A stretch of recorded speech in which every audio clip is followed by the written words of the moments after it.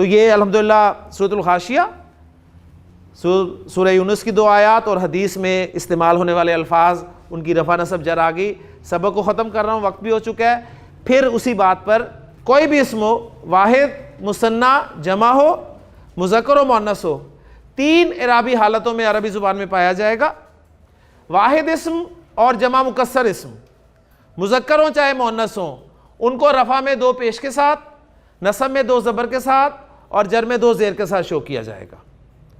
مثنیٰ اسم چاہے مذکر ہو چاہے مؤنث ہو، اسے 3 حالتوں میں 2 ساؤنڈز کے ساتھ ظاہر کیا جائے گا. ایک ہوگی آنی رفع والی اور ایک ہوگی عینی نصب اور جر والی. جمع سالم مذکر ہو اسم تو اس کا اعراب 3 حالتوں میں بھی 2 ساؤنڈز کے ساتھ ظاہر کیا جائے گا، اونا اور اینا. اونا رفع ساؤنڈ ہوگی اور نصب اور جر اینا ساؤنڈ ہوگی.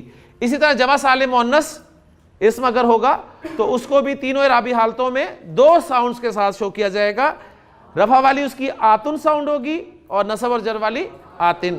یہ ایک لیکچر میں نے خصوصی طور پہ آپ کی ریویژن کے لیے رکھا تھا، ورنہ نارملی ضرورت نہیں پڑتی اس کی، لیکن بیس آپ کی اگر بن گئی تو آگے انشاءاللہ قرآن مجید کی آیات کو انالائز کرنا آپ کے لیے آسان ہو جائے گا. تو بس اس کو پکا کریں. آپ کو پتہ ہونا چاہیے کہ واحد اسم ہے، اس پہ 2 پیش کیوں آئی ہیں، 2 زبر کیوں آئی ہیں یا 2 زیر کیوں آئی ہیں.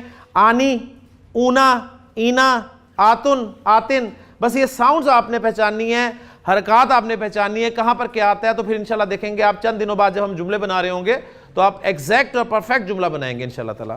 بس اللہ تعالیٰ سے دعا کرتے رہیں کہ اللہ تعالیٰ آسانی فرمائے ہمارے لیے، اس سبق کو بھی آسان فرمائے، آنے والے اسباق کو بھی آسان فرمائے، اور اسی شوق سے، اسی جذبے سے، اسی ولولے سے ہمیں اپنے کلام کی زبان سیکھنے کی توفیق عطا فرمائے.